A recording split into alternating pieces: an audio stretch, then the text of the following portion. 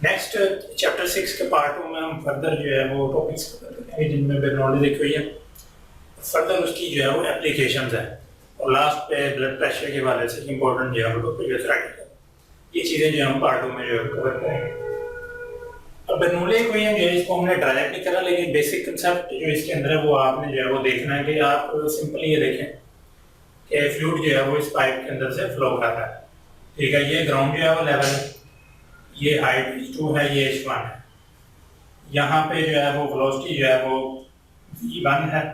ठीक है, ये p1 प्रेशर है और ये क्रॉस सेक्शनल एरिया a1। ये देखो ये मैस फ्लो कर रहा है। अब ये देख रहे हैं कि ये हाइट h1 पे है, इस तरह ये इधर फ्लो कर रहा है। ये थोड़ा सा नैरो एरिया है, यहाँ पे v2 है, a2 है और p2 जो प्रेशर है ये अपोजिट लगा है। इसकी डेरिवेशन तो हमने नहीं देखी, लेकिन कुछ चीजें ये है कि बेसिकली यहाँ से हमने वर्क डन किया, फ्लो करवा रहे हैं वाटर को, और यहाँ पे जो है वो जो वाटर है फ्लो जो कर रहा है उसको वर्क डन कर रहा है अगेंस्ट इस जो एक्सटर्नल प्रेशर है उसके अगेंस्ट जो है वो वर्क डन करना पड़ रहा है। यानी क्या है, ये जो वर्क डन है ये पॉजिटिव है, work done on the fluid जो फ्लो कर रहा है। यहाँ पे जो है वो वर्क डन फ्लूइड करेगा, यानी work done by the fluid. ठीक है, इस P2 प्रेशर की वजह से जो कि एक्सटर्नली उसके लग रहा है उसके अगेंस्ट वो वर्क डन करेगा तो वो नेगेटिव होगा। ठीक है, थोड़ा सा ये आपको आइडिया होना चाहिए कि work done on the fluid positive, work done by the fluid negative. ये चीजें कवर हो गई। अब ये जो टोटल जो है वो इक्वेशन है जो बेसिकली क्या कहती है, ठीक है, बेसिकली ये वर्क डन होता है और एनर्जी में चेंज आता है। ठीक है, क्योंकि ये हाइट आप देख रहे हैं ये पोटेंशियल एनर्जी है। ठीक है, और फ्लूइड मूव भी कर रहा है, ये काइनेटिक एनर्जी है। वो जो टोटल वर्क डन है वो इन दोनों के चेंज के जो है ना वो उसके इक्वल है। ये पूरी इक्वेशन में ये जो मेन चीज डिस्कस की गई है कि वर्क डन जो है वो इन दोनों एनर्जीज के पर यूनिट वॉल्यूम में जो है वो इन दोनों एनर्जीज की जो है वो इक्वल। अब यहाँ पे ये जो टोटल इक्वेशन है कि ये जो P1 है हाफ रो V1 का स्क्वायर हाफ रो G1 का स्क्वायर, सिमिलरली ये इस एरिया के लिए है, ये दोनों आपस में इक्वल है यानी कांस्टेंट है। अब ये डिफरेंट प्रेशर है। ठीक है, ये जो P1 है ये P2 के इक्वल है, ये रो V1 का स्क्वायर ये पर यूनिट वॉल्यूम में जो है वो काइनेटिक एनर्जी है। ठीक है, ये पर यूनिट वॉल्यूम में जो है वो पोटेंशियल एनर्जी है। सिमिलरली ये P2 है, ये 2 आ जाएगा यहाँ पे, और ये रो GH2 ये इस इक्वेशन का जो है ये मेन जो है वो फार्मूला है। यानी कहने का मतलब है कि प्रेशर हो गया, डायनामिक प्रेशर हो गया, और ये जो पोटेंशियल एनर्जी जो पर यूनिट वॉल्यूम है हम इन दोनों को जो है वो स्टैटिक प्रेशर भी कह सकते हैं। स्टैटिक प्रेशर, ठीक है, ये वेलोसिटी आ रही है इसको हम डायनामिक प्रेशर कहते हैं। ये हर किसी भी पॉइंट पे हम जब ले लेंगे तो वो कांस्टेंट ही होगा। ठीक है, ये चीज है जो बर्नौली इक्वेशन जो है वो हमें बताती है। बेसिकली इसमें आप देख रहे हैं कि हम प्रेशर जो है वो इसमें लिंक कर रहा है, वेलोसिटी आ रही है इसमें, फिर हाइट भी आ रही है फ्लूइड की।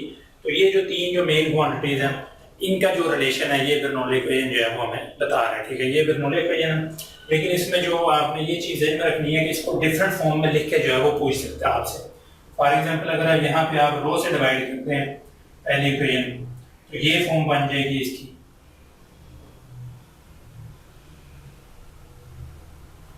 रो से डिवाइड की है ये v स्क्वायर हो जाएगा जस्ट 1/2 प्लस GH। ठीक है, ये फॉर्म आ जाएगी इसकी जब रो से डिवाइड करेंगे, क्योंकि टोटल इक्वेशन के साथ डिवाइड होगा। तो सिमिलरली जो है वो रो G से भी डिवाइड किया जा सकता है, फिर जो है वो एक शेप बन जाएगी, ये कैंसिल हो जाएगा, रो G H1 1 आ जाएगा यहाँ पे जस्ट G आ जाएगा नीचे, रो से कैंसिल हो जाएगा, यहाँ पे रो G आ जाएगा। यानी इस तरह वो डिफरेंट फॉर्म्स का भी आपको आइडिया होना चाहिए। सेम क्वांटिटी से सेम टर्म से जो है वो डिवीजन हो रही है तो इक्वेशन पे कोई फर्क नहीं पड़ेगा। ये बर्नौली कुछ इसकी जो है वो एप्लीकेशंस है। ठीक है, इंपॉर्टेंट कुछ इंपॉर्टेंट फार्मूलाज भी उसके अंदर उनको डिस्कस करते हैं। ये जो है वो बर्नौली इक्वेशन लिखी हुई है। ठीक है, अब इसमें ये चीज आपने ध्यान में रखनी है कि ये जो है वो मैंने फैक्टर जो है वो V2 लिखा हुआ है, लेकिन V1 के साथ जो है फैक्टर नहीं है, उसको मैं बताता हूँ वो क्यों नहीं है। आप देख रहे हैं कि ये V1 और क्रॉस सेक्शनल एरिया भी जो है वो काफी ज्यादा है। यहाँ पे क्रॉस सेक्शनल एरिया भी जो है वो स्मॉल है, नैरो है, और V2 है। तो जहाँ पे एरिया जो है वो स्मॉल होगा वहां पे स्पीड जो है ना वो ज्यादा होती है।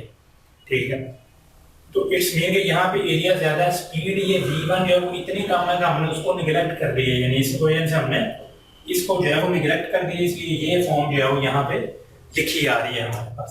और दूसरी तरफ वो पूरी इक्वेशन है, ठीक है। लेकिन ये एक्सटर्नल प्रेशर है P1 यहाँ पे, और ये हम A1 पे जो है ना ये वेलोसिटी जो हमने फाइंड करनी है, ये पॉइंट A पे है। B वाली जो है वो उस पर डिस्कस कर रहे हैं हम, पॉइंट A पे V2 जो है वो निकाल रहे हैं, जो ये यहाँ पे लिखी हुई। ये निगलेक्ट हो गई, ये बहुत ज्यादा मिनिमम है V2 की निस्बत, ठीक है। दूसरा ये है कि ये जो P1 है यहाँ पे जो प्रेशर P2 है, दोनों एक्सटर्नल प्रेशर है, दोनों आपस में इक्वल है। तो ये जो फाइनल शेप आ जाएगी, डेरिवेशन पे तो हमने फोकस नहीं करना, लेकिन ये जो फाइनल शेप है ये आप याद रखें। ये जो है वो टोरिस-लाइज थ्योरम है, इसकी स्टेटमेंट लिखी हुई है, मैं इसको रीड कर लेता हूँ।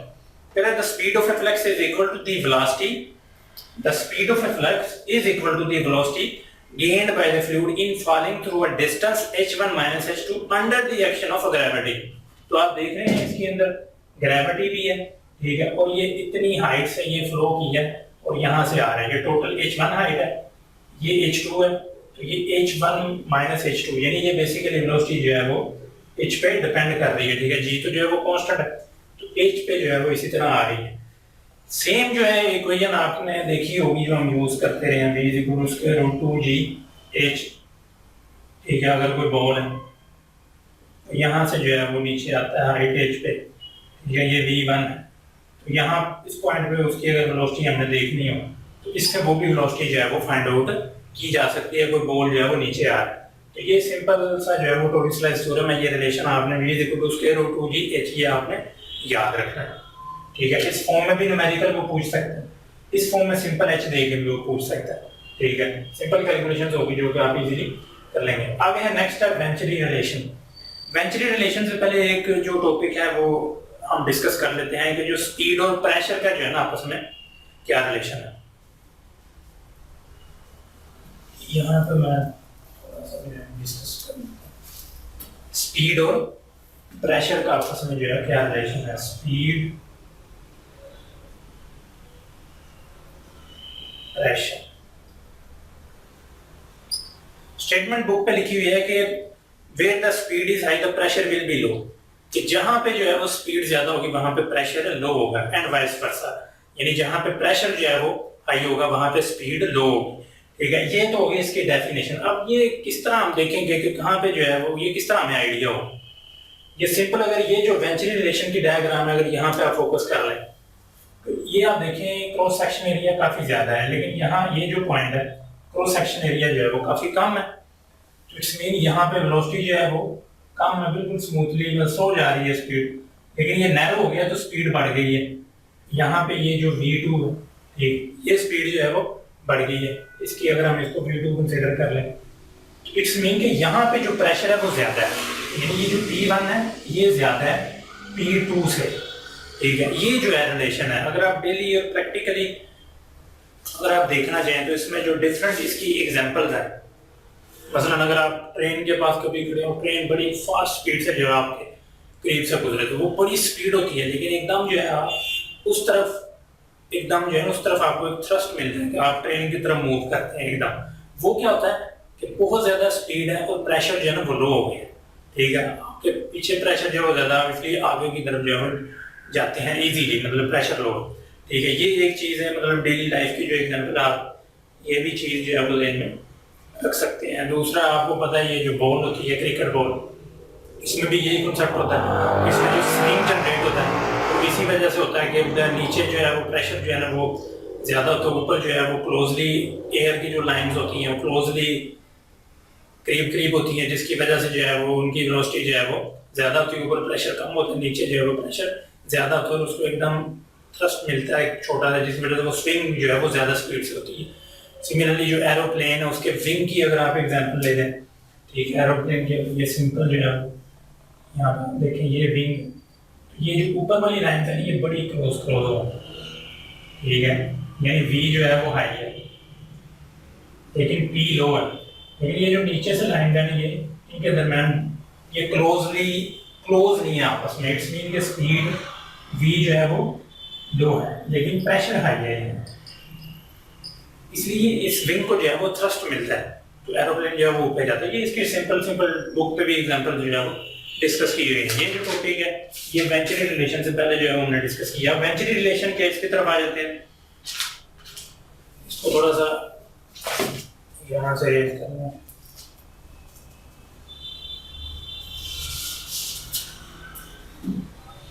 वेंचुरी रिलेशन क्या है कि हमने अगर प्रेशर डिफरेंस जो है वो फाइंड करना है या हमने किसी जगह पे जो है वो वेलोसिटी वगैरह जो है वो दो पॉइंट्स के दरमियान फाइंड करनी है, तो वेंचुरी जो है वो रिलेशन यूज करते हैं। वेंचुरी मीटर भी है कि इंस्ट्रूमेंट भी है जो कि स्पीड को मेजर करने के लिए लिंगर को यूज किया जाता है।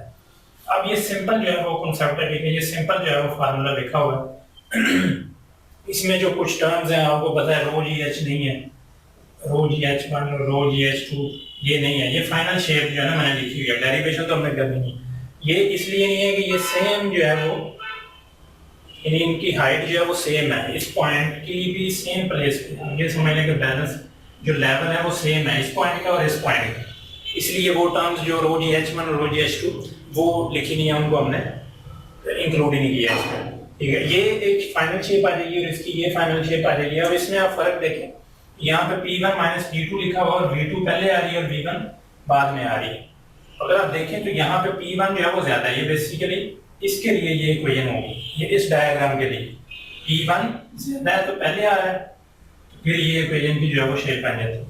अगर आप यहाँ पे देखें तो ये P2 जो है वो ज्यादा और P1 ज्यादा है, अगर आप इसको P2 कर दें और उसको P1 कर दें तो ये वाली जो है वो होल्ड करेगी इक्वेशन, ठीक है। इसमें ये आप देखें, लेकिन ये जो फाइनल शेप उसने लिखी है इसके साथ, इस इक्वेशन के साथ उसने कैलकुलेट करके ये जो है वो फाइनल शेप लिखी है, इसमें V2 जो है वो 0 कर दी है, क्योंकि ये V1 जो है वो इतनी कम है, ये V2 काफी ज्यादा है, तो इससे हम आप कॉमन सेंस भी यूज कर सकते हैं, नेगलेक्ट हो गई है, तो ये फाइनल शेप आ गई है इस फार्मूले से, ठीक है, फाइनल शेप आ गई है। लेकिन अगर आप इक्वेशन ऑफ कंटिन्यूटी से भी देखें जो हम लिखते हैं A1 V1, ठीक है, किसके इक्वल है A2 एंड V2, इसके इक्वल है, ठीक है। ये इक्वेशन ऑफ कंटिन्यूटी अगर यहाँ पे आप देखें, अगर V1 को मैं देखूं A2 divided by A1 and V2, अगर ये फैक्टर आप देखें, ये A1 है और ये A2 है, यानी A2 जो है वो काफी ज्यादा है A1 जो है वो काफी ज्यादा A2 से, तो ये फैक्टर जो रेशियो है ये तो काफी लेस है, क्योंकि नीचे जो डिनोमिनेटर की वैल्यू है वो काफी ज्यादा है, वो बड़ी वैल्यू हो ऊपर छोटी वैल्यू हो तो फैक्टर जो है वो काफी छोटा हो जाता है। वो स्मॉल फैक्टर जब इससे मल्टीप्लाई होगा तो आप देख लें कि V1 काफी ज्यादा जो है वो स्मॉल हो जाएगी, ठीक है, वेरी स्मॉल है, तो उसको हमने निगलेक्ट किया हुआ, तो ये फॉर्म आ जाती है वेंचुरी रिलेशन की। ये आपने जो है वो ज़हन में रखनी चाहिए। नेक्स्ट जो है वो लास्ट टॉपिक है हमारा ब्लड फ्लो के हवाले से, उसमें कुछ इंपॉर्टेंट चीजें हम डिस्कस करते हैं।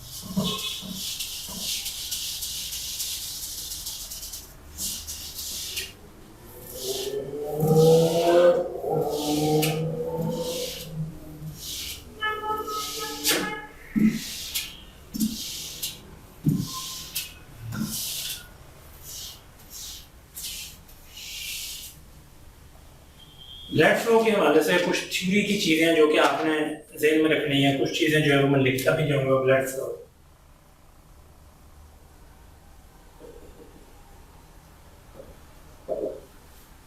एक तो ये है कि ये इनकम्प्रेसिबल है,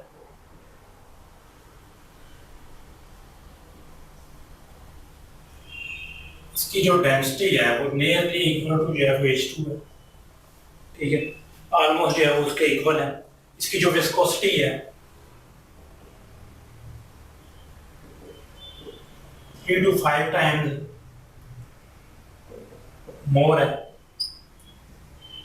देन वाटर, ठीक है। H2O से जो है वो H2 से इसकी विस्कोसिटी जो है वो ज्यादा है, क्योंकि इसके अंदर जो रेड ब्लड सेल्स हैं उनकी कंसंट्रेशन जो है वो काफी ज्यादा है। तो ये इंपॉर्टेंट टॉपिक है, इसको आपने अच्छी तरह रीड करना है। फिर इसके अलावा जो उसने यहाँ पे एक इंस्ट्रूमेंट दिया हुआ ब्लड प्रेशर को जो है वो मेजर करने के लिए, जिसको हम कहते हैं स्फिग्मोमैनोमीटर। ये ब्लड प्रेशर जो आपने डॉक्टर के पास जो है देखा होगा, एक सिंपल इंस्ट्रूमेंट यूज किया जाता है ब्लड प्रेशर को मेजर करने के लिए। तो उसमें आप देखें तो नॉर्मल जो हम ब्लड प्रेशर की जो हाई ब्लड प्रेशर की जो वैल्यू हम लेते हैं नॉर्मल 120 लेते हैं और 80 लेते हैं, ये हाई वैल्यू लेते हैं, ये जो लो की। अब नॉर्मल जो नॉर्मल ब्लड प्रेशर जो होता है उसकी ये वैल्यू होती है। इसको हम स्टेफेनोमीटर से जब मेजर करते हैं तो इसमें एक चीज़ आपने ध्यान में रखनी है कि जो वेसल्स हैं जहाँ से ब्लड जो है वो फ्लो कर रहा है, उसमें जो ब्लड का जो प्रेशर है ना वो काफ़ी ज़्यादा होता है। मतलब इंटरनल प्रेशर जो लगता है वेसल्स की वॉल पे, वो ब्लड का काफ़ी ज़्यादा होता है। जो हम ब्लड प्रेशर मेजर करते हैं तो हम क्या करते हैं, ये स्टेफेनोमीटर आप देख सकते हैं कि सिंपली जो है एक बैग जो है वो हम यहाँ पे जो है वो डॉक्टर बांध, एक पीछे से एक एयर बल्ब होता है जिसको प्रेस करता है, तो इसके अंदर जो है ना वो एयर आ जाती है। जब एयर आती है तो ये बेसिकली एक्सटर्नल प्रेशर पहले तो कम था, ब्लड वेसल्स, ब्लड का जो प्रेशर था वेसल्स के अंदर वो ज्यादा था, लेकिन जैसे ही इसके अंदर एयर आएगी इसमें एक्सटर्नल प्रेशर जो है वो बढ़ जाएगा इंटरनल से, ठीक है, जिसकी वजह से फ्लो जो है वो एकदम रुक जाएगा, ठीक है। देन हम एकदम जो है वो रिलीज करेंगे, यानी हवा जो है वो रिलीज होगी थोड़ी थोड़ी करके, जिसकी वजह से क्या होगा, एकदम जो वेसल्स को कंप्रेस किया हुआ था वो फिर आहिस्ता आहिस्ता जो है वो रिलीज होगा। तब जो फ्लो होगा ना वो जो है वो टर्मिनल क्या कहते हैं उसको, टर्बुलेंट होगा, क्योंकि स्ट्रीमलाइन नहीं होगा, ठीक है, ये फ्लो होगा।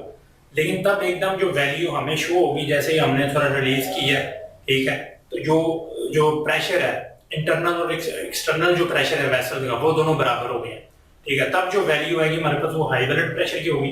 फिर मजीद हम जो है वो प्रेशर रिलीज करते जाएंगे, ठीक है, तो एकदम जो है वो फिर हमें वैल्यू मिलेगी जब वो फ्लो है वो ऑलमोस्ट स्ट्रीमलाइन हो चुका होगा, तो वो जो प्रेशर होगा वो लो वैल्यू जो हमें वो लो प्रेशर को जो है वो शो करेगी, ठीक है। अगर तो वो 80 से जो है वो डाउन है, मतलब जिस पेशेंट को भी हम देख रहे हैं तो इट्स मीन उसका प्रेशर लो है।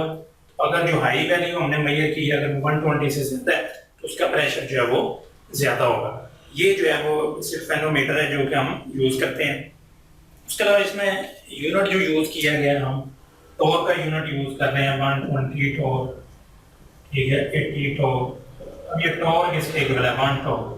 1 टॉर बेसिकली है 133.3 न्यूटन मीटर पर स्क्वायर के इक्वल है। इसको हम ऐसे भी लिख सकते हैं पास्कल, ये आपको पता है पास्कल न्यूटन मीटर पर स्क्वायर के इक्वल है, ठीक है। ये इसका जो है वो यूनिट है जो कि आपने अच्छी तरह जो है वो ज़हन में रखना है। कोई और चीज जो इम्पोर्टेंट उसने लिखी हुई है कि ये जो हाई प्रेशर है इसको हम सिस्टोलिक जो है वो प्रेशर कहते हैं, और जो ये लो प्रेशर इसको हम डायस्टोलिक प्रेशर कहते हैं, ठीक है। ये दो नाम है, ये भी आपने ध्यान में रखना है। यहाँ तक जो है ये हमारा चैप्टर 6 था।